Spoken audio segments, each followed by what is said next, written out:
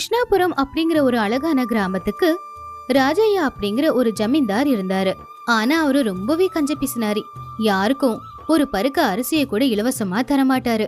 சொல்ல போனா வாயில்லாத ஜீவன்களுக்கு கூட ஒரு பொடி சாப்பாடு இல்ல, கொஞ்சோண்டு தண்ணி கூட குடிக்க கொடுக்க மாட்டாரு.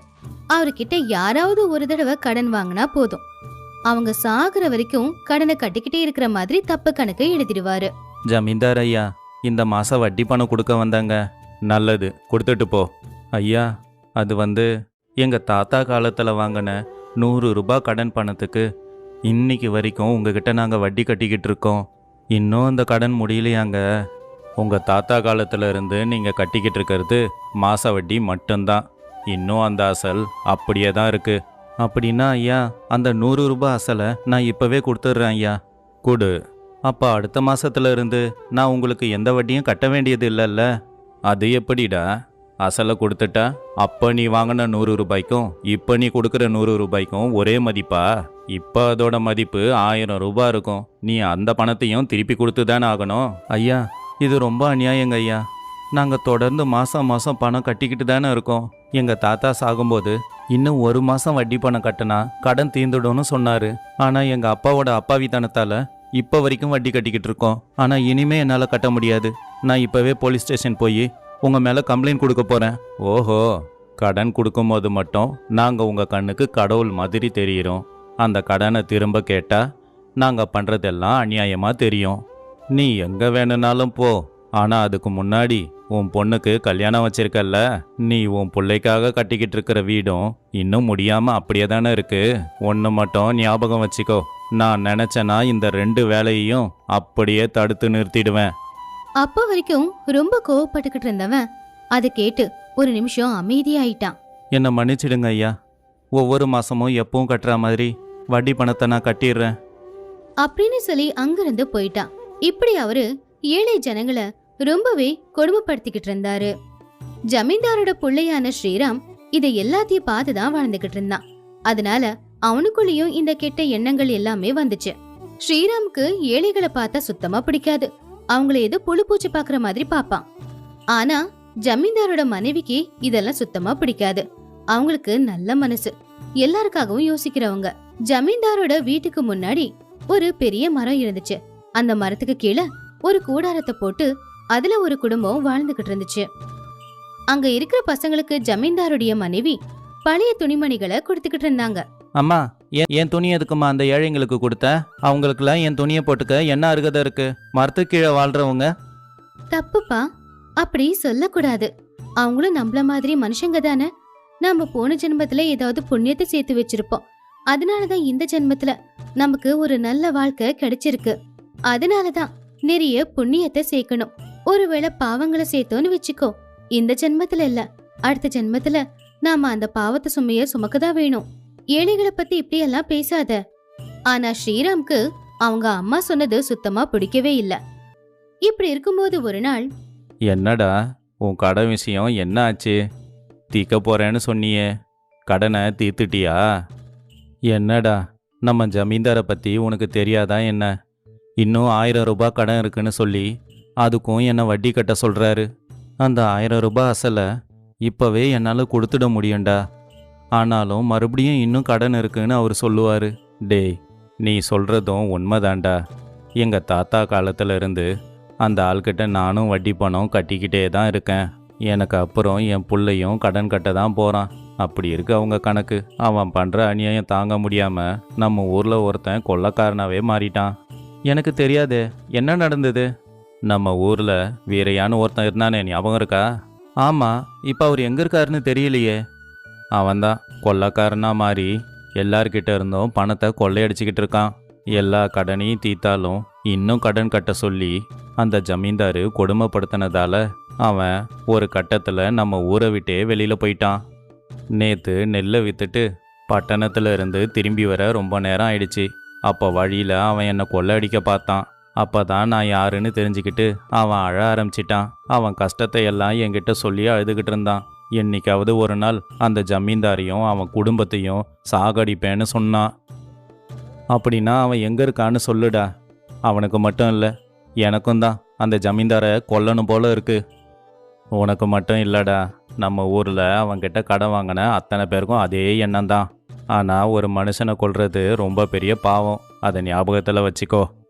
அதுக்கு இப்போ என்னடா பண்ண சொல்கிற? என்னால் கடனை தீர்க்க முடியலையே. எனக்கு அப்புறம் என் புள்ளையும் அந்த ஜமீன்தாருக்கு மாதம் மாதம் வட்டி பணம் கட்டுறது எனக்கு பிடிக்கலடா. அந்த ஜமீன்தாரோட கதையை அந்த கடவுள் பார்த்து பாருடா. அப்படின்னு சொல்லிட்டு அங்கிருந்து அவன் போயிட்டான். ஆனா பாப்பாராவ் அவனுடைய மனசுக்குள்ள வீரையாவை எப்படியாவது சந்திக்கணும் அப்படின்னு முடிவெடுத்தான். அன்னைக்கு ராத்திரி எல்லாரும் தூங்கினதுக்கு அப்புறமா பட்டணத்துக்கு போற வழியில அவன் நடந்து போய்கிட்டு இருந்தான். அந்த வீரையா என்னை அடையாளம் கண்டுபிடிக்கலனாலும் பரவாயில்ல, இல்லை வேற ஏதாவது கொள்ளக்காரங்கிட்ட மாட்டி நான் செத்து போனாலும் அது எனக்கு பரவாயில்ல. அந்த ஜமீன்தாரை அழிக்கிறதுக்கு நான் செய்ய வேண்டிய முயற்சியை இன்னைக்கு எப்படியாவது செஞ்சுதான் ஆகணும். அதுக்குள்ள பாப்பாராவ் எதிர்க்க வீரையா வந்தான். வீரையா பாப்பாராவ பார்த்த உடனே அவனை இறுக்கமா கட்டிப்பிடிச்சான். வீரையா, நான் யாருன்னு உனக்கு தெரியலையா? என்ன அடையாளம் தெரியல? நான் உன்னை பார்க்கறதுக்கு தான் இங்கே வந்தேன். என்ன பார்க்க வந்தியா? எதுக்காக? உனக்கும் அந்த ஜமீன்தாருக்கும் பகை இருக்குன்னு எனக்கு தெரியும்ப்பா. எப்படியாவது அந்த ஜமீன்தாரை ஒரு வழி பண்ணிடணும்ப்பா. உனக்கு இதில் சம்மதம்னா என் கூட ஊருக்குள்ள வா. நானும் அந்த ஜமீன்தாரை அழிக்கிறதுக்கு வாய்ப்பு கிடைக்குமான்னு காத்து இருக்கேன். இதுதான் சரியான வாய்ப்பு. வா, போய் அவன் வீட்டுக்கு நெருப்பு வச்சிடலாம். அப்படின்னு சொல்லி அவங்க 2 பேரும் போய் ஜமீன்தாரோட வீட்டுக்கு தீ வச்சு கொளுத்திட்டாங்க. இத கண்ணார பார்த்ததும் அந்த கூடாரத்துல வாழ்ந்துகிட்டு இருந்தவங்க, டேய், என்னடா இது? நீங்க 2 பேரும் இங்க என்ன பண்ணிக்கிட்டு இருக்கீங்க? வாய மூடு. உன்னுடைய இந்த நிலைமைக்கு காரணம் அவன்தானே. ஏதோ ஓரளவுக்கு சொத்தோட இருந்த நீ ஏன் இப்படி பிச்சைக்கார மாதிரி வாழ்ந்துக்கிட்டு இருக்கேன்னு ஞாபகம் இருக்கா? உனக்கு அவன் மேலே எந்த கோபமும் இல்லை? சும்மா இருங்கடா. இந்த மாதிரி வேலையை பார்த்தா அவனுக்கும் உங்களுக்கும் என்னடா வித்தியாசம்? நாமளும் பாவத்தை பண்ணோம்னா அவனை மாதிரியே நிம்மதி இல்லாமல் தாண்டா வாழணும். எத்தனை நாளைக்குடா இந்த பாவ சுமையை நீங்கள் சுமக்க போறீங்க? அவன் செஞ்ச பாவங்களுக்கு கடவுள் கண்டிப்பாக அவனை தண்டிப்பாருடா.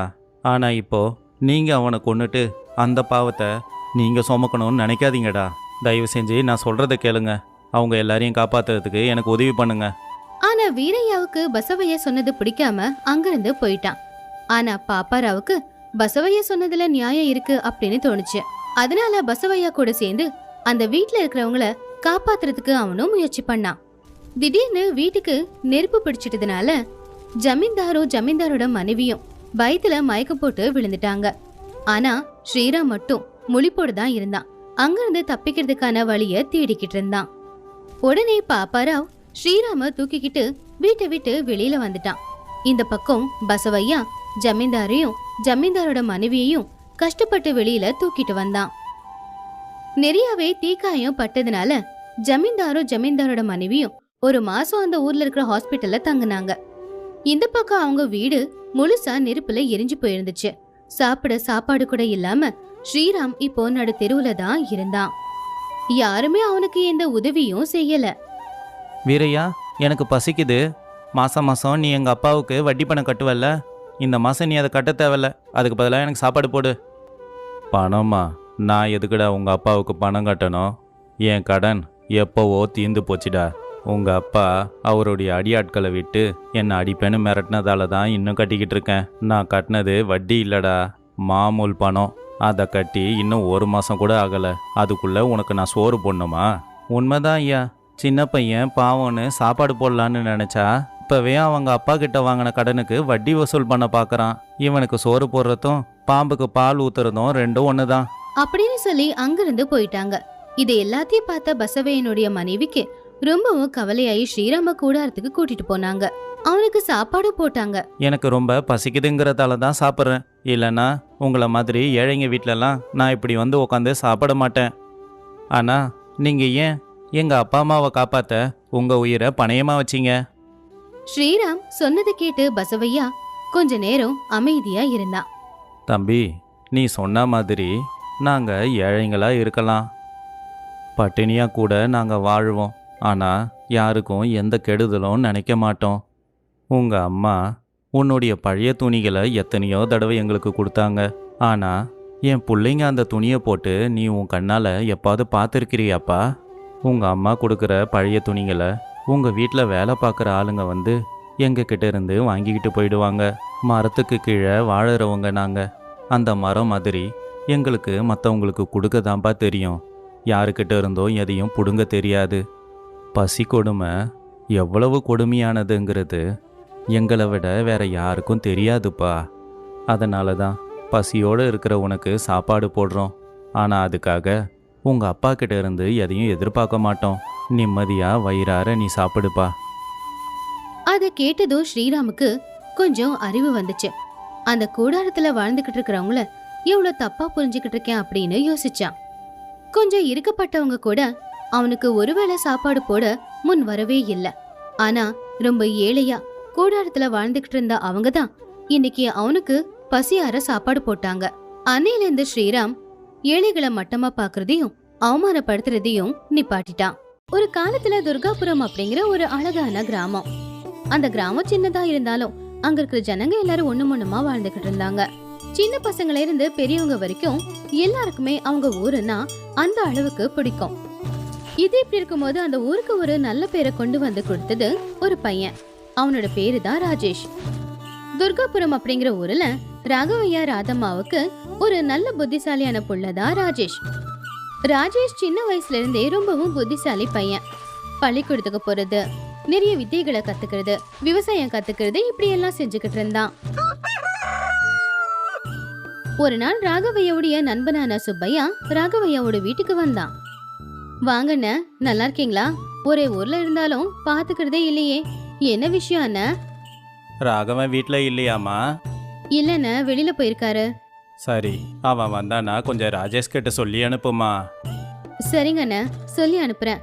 வந்தது வந்துட்டீங்க, டீ மோர் ஏதாவது குடிச்சிட்டு போங்கண்ண அப்படின்னு அவங்க பேசிக்கிட்டு இருக்கும்போது ராஜேஷ் அப்பதான் வந்தான். வாங்க மாமா, நல்லா இருக்கீங்களா? நீ நல்லா இருக்கியா? நல்லா படிச்சுக்கிட்டு இருக்கியா? படிப்பு விஷயத்துல என் புள்ளைய அசைக்க முடியாது அண்ணன். படிக்கிறது மட்டும் இல்லாம பெரியவங்களோட பேச்சை கேட்கறது, அதுல இருந்து அனுபவ பாடத்தை எடுத்துக்கிறதெல்லாம் இவனோட நல்ல குணம். அதுக்குள்ள ராகவையா வீட்டுக்கு வந்தாரு. என்னடா சுப்பு, வந்து ரொம்ப நேரம் ஆச்சா? ரொம்ப நேரமா உனக்காக தாண்டா காத்துக்கிட்டு இருந்தேன். அப்புறம் ஊர்ல என்ன விசேஷம்? ஊர்ல ஒரு சின்ன பிரச்சனைடா, அதை பத்தி உன்கிட்ட சொல்லலான்னு தான் வந்திருக்கேன். என்னடா சொல்ற? பிரச்சனையா? என்ன பிரச்சனை? நம்ம ஊர்ல இருந்த ஆத்து தண்ணி எல்லாம் வத்தி போனதால ஜனங்க விவசாயம் பண்ண தண்ணி இல்லாம கஷ்டப்படுறாங்க. அது மட்டுமா, ஆடு மாடுங்க கூட குடிக்க தண்ணி இல்லாம கஷ்டப்படுதுங்க. நம்ம ஊர் ஜனங்க எல்லாருமே ரொம்ப கஷ்டப்படுறாங்க. என்னடா இவ்வளோ பெரிய பிரச்சனை வந்திருக்கு? இப்ப இதுக்கு என்ன பண்றது? அந்த ஊருக்கு ஊர் தலைவரா பாலையா அப்படிங்கிற ஒருத்தன் இருந்தான். ஜனங்க எல்லாரும் எந்த பிரச்சனை வந்தாலும் சரி பாலையா கிட்ட தான் போய் சொல்லுவாங்க. அப்படின்னா நாம 2 பேருமே தலைவரை போய் பார்த்துட்டு இதுக்காக பேச ஒரு கூட்டத்தை கூட்ட சொல்லலாம். இவங்க 2 பேருமே இப்படி பேசிக்கிறதே எல்லாத்தையுமே ராஜேஷ் பக்கத்துல இருந்து பாத்துக்கிட்டு இருந்தான். அடுத்த நாள் காலையில நண்பர்கள் 2 பேரும் ஊர் தலைவரை பார்க்க போனாங்க. நண்பர்கள் 2 பேரும் ஒன்னா சேர்ந்து வந்திருக்கீங்க, என்ன விஷயம்? நம்ம ஊருக்கு ஒரு பிரச்சனை வந்திருக்குங்க. அது என்ன பிரச்சனை? 2 பேரும் சேர்ந்து தலைவர்கிட்ட என்ன பிரச்சனை அப்படிங்கறத சொன்னாங்க. ஜனங்க எல்லாரையுமே பஞ்சாயத்துக்கு வர சொல்லுங்க. எல்லார்கிட்டையும் பேசி இதுக்கு ஒரு முடிவு பண்ணிடலாம். எல்லாரும் பஞ்சாயத்துக்கு வந்தாங்க. அப்போ முதல்ல வந்த ராஜேஷ் இப்படி சொன்னான். நம்ம ஆத்துலயே தண்ணி இல்லைன்னா அதுக்கப்புறம் நாம இங்க வாழவே முடியாது. ஆனா இந்த நேரத்துல இருக்கிற குளம் குட்டை எல்லாத்தையும் தூர்வாரி வச்சோம்னா அதுக்கப்புறம் மழை வரும்போது நாம தண்ணியை தேக்கி வைக்க முடியும்ல. அதை கேட்டதும் சில பேர் சிரிச்சாங்க. என்னப்பா ராஜேஷ் இது? அது எவ்வளோ பெரிய குளம், அதை போய் தூர்வார சொல்றியப்பா? அதுல எவ்வளவு மண்ணு இருக்கோ என்னமோ அப்படின்னு ஒவ்வொருத்தங்களும் அவங்களுக்கு தெரிஞ்ச கருத்துக்களை சொல்லிக்கிட்டு இருந்தாங்க.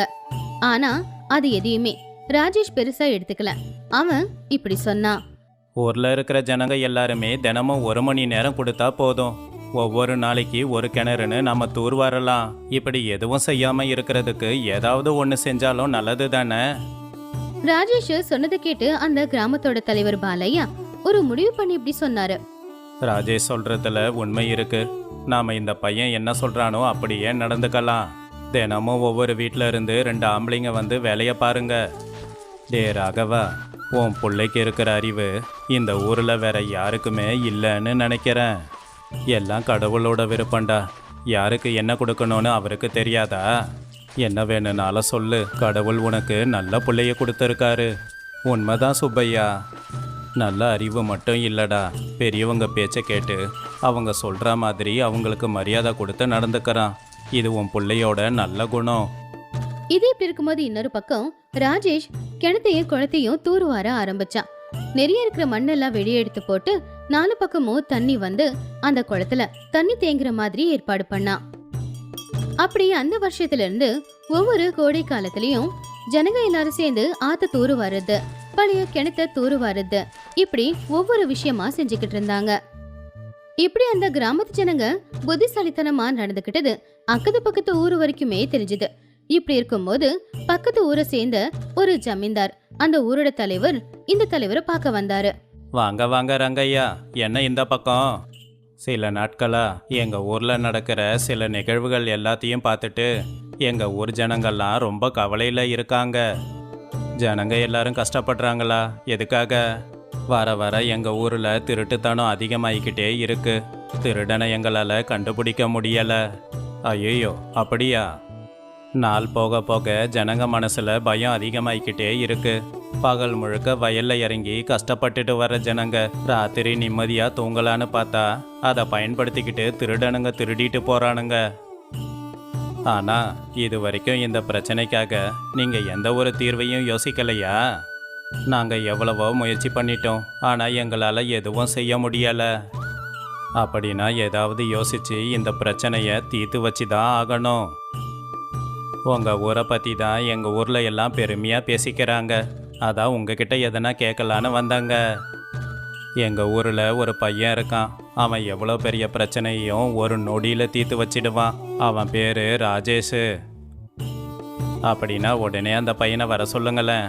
ஆ, சரி சரி.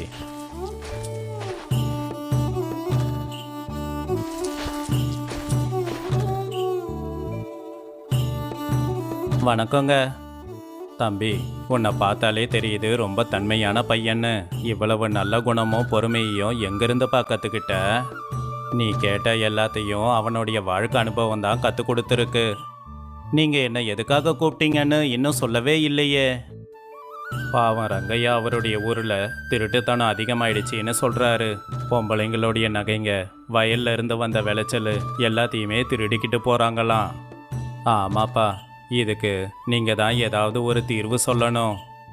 இது எல்லாத்தையுமே கேட்டதுக்கு அப்புறமா ராஜேஷ், நான் இதுக்கு ஒரு வழி சொல்றேன். ஆனா அதுக்கு முன்னாடி உங்க ஊர் ஜனங்க எல்லார்கிட்டயும் பேசி ஒரு முடிவெடுத்தா பலன் சரியா இருக்கும். எங்க ஊருக்கு எதனா பிரச்சனைனா எங்க ஊர் ஜனங்க எல்லாரும் சேர்ந்து நான் சொல்றதுக்கு கட்டுப்படுவாங்கப்பா.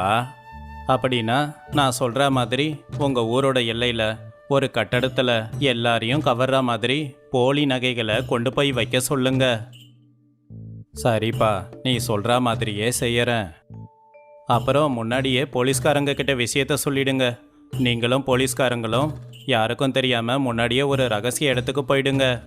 இப்பவே ஊருக்கு போய் ஊர் ஜனங்க கிட்ட சொல்லிட்டு இதுக்கான ஏற்பாடுகளை செய்யறேன் அப்படின்னு சொல்லி நான் கிளம்புறேங்க அப்படின்னு சொல்லி ரங்கையா அங்க இருந்து ஊருக்கு போனான். ஊருக்கு போய் அந்த ஊரோட ஜனங்க கிட்ட எல்லாத்தையுமே ராஜேஷ் என்ன சொன்னானோ அது எல்லாத்தையும் சொல்லி ஏற்பாடு பண்ணான்.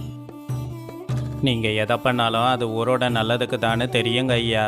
அதனால நீங்க என்ன சொன்னாலும் அதை நாங்க அப்படியே செய்யறோம். அப்படி எல்லாரும் முடிவு பண்ணி போலீஸ்காரங்களை வர சொல்லி அவங்க கிட்டயும் விஷயத்த சொல்லி அவங்க எல்லாரும் சேர்ந்து ஒரு இடத்துல ஒளிஞ்சுக்கிட்டு இருந்தாங்க. நமக்கு பயந்து இந்த ஊருக்காரங்க எல்லாருமே அவங்களோட நகை தனம் தானியம் எல்லாத்தையும் இங்க வச்சிருக்காங்க. நல்லதுதான், தினமும் வர வேண்டிய வேலை இல்ல. அப்பதான் ஒளிஞ்சிருந்த போலீஸ்காரங்க வெளியில வந்தாங்க. திருடனுங்களை கைது பண்ணாங்க. இனி உங்க ஊருக்கு திருட்டு பயம் எதுவும் இருக்காது, நிம்மதியா இருங்கன்னு சொல்லிட்டு போயிட்டாங்க. அடுத்த நாள் காலையிலேயே ரங்கையா துர்காபுரத்துக்கு வந்தான். எங்க பையன் கொடுத்த யோசனையால உங்க பிரச்சனை எல்லாமே தீர்ந்து போயிடுச்சா? உங்க பையன் கொடுத்த யோசனை நல்லா வேலை செஞ்சதுங்க. அதுக்காக உங்களுக்கு நன்றி சொல்லிட்டு போகத்தான் வந்தேன். உன்னுடைய பிரச்சனை தீர்ந்துச்சுல்ல, அதுவே எங்களுக்கு பெரிய சந்தோஷம்தான். உங்க ஊர்ல பசங்களுக்கு மதிப்பையும் பாடத்தையும் எப்படி கற்றுக் கொடுக்குறீங்க? எங்க ஊர்ல வாத்தியாருங்க புத்தக பாடம் மட்டும் இல்லாம வாழ்க்கை பாடமும் கற்றுக் கொடுப்பாங்க. படிப்பு மட்டும் இல்லாமல் வாழ்க்கையில் வர்ற கஷ்டங்களையும் தாண்டி போக கற்றுக் கொடுக்குறீங்க. இந்த மாதிரி வாத்தியாருங்க இருக்கிற வரைக்கும் உங்கள் ஊர் நல்லா தான் இருக்கும். இந்த கதையில இருக்கிற நீதி என்னன்னா, நல்ல வேலை செய்யறதுக்கு வயசு தேவையில்லை. நல்ல வேலை செய்யணும்னு யாருக்கு மனசுல இருந்தாலும் அவங்க செய்யலாம். அப்படியே எப்பவுமே எந்த பிரச்சனையில இருந்தோ தப்பிக்கணும்னா நம்மளுடைய அறிவை நாம பயன்படுத்தணும்.